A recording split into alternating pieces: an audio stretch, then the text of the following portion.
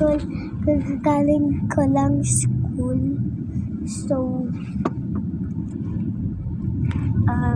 ganito kasi. Galing pa lang ako school, guys. Sorry na inulit ko. Actually,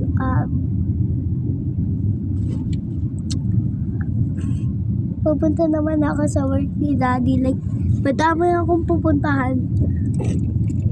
First, pumunta akong school. Second, pumunta akong work.